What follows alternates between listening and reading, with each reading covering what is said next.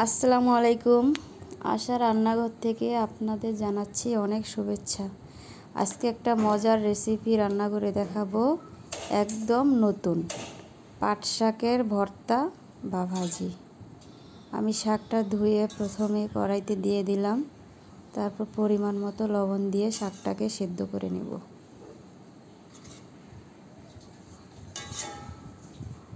এর একটা নতুন রেসিপি, আপনারা খেয়ে দেখতে পারেন, অনেক মজার পাট শাকের ভর্তা।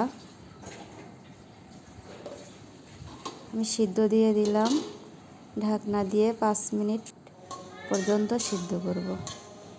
দেখুন 5 মিনিট পরে পানি একেবারে কমে গেছে এবং প্রায় সিদ্ধ হয়ে গেছে।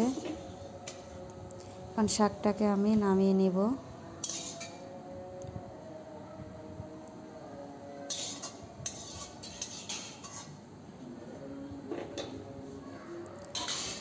এরপরে আমি রসুন কুচি, পেঁয়াজ কুচি এবং কাঁচামরিচ দিয়ে শাকটাকে ভেজে নেব।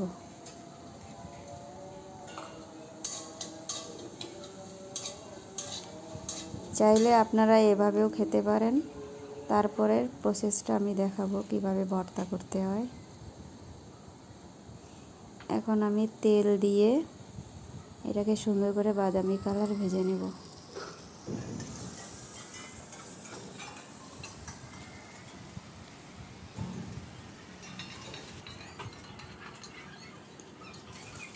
পেঁয়াজ মরিচগুলোকে সুন্দর করে ভেজে নিতে হবে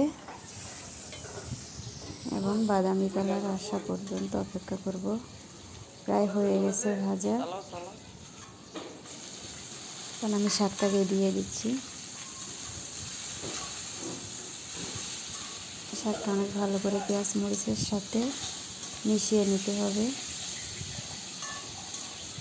দেখুন শাকটা কিন্তু অনেক সবুজ কালারই রয়ে গেছে। এভাবে শাকটাকে ভেজে নেওয়ার চেষ্টা করবেন যখন সবুজ কালারটাই থেকে যায়।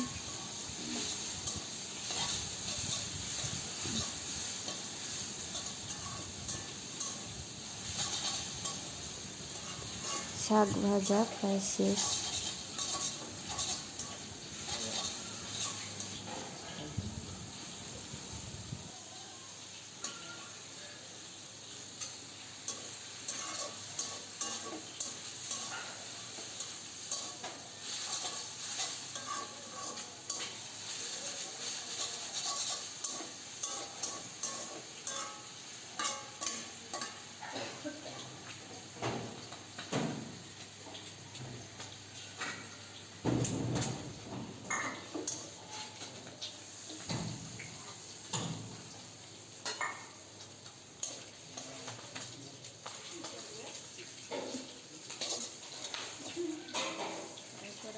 আমি কথা দিব, ঠিক আছে?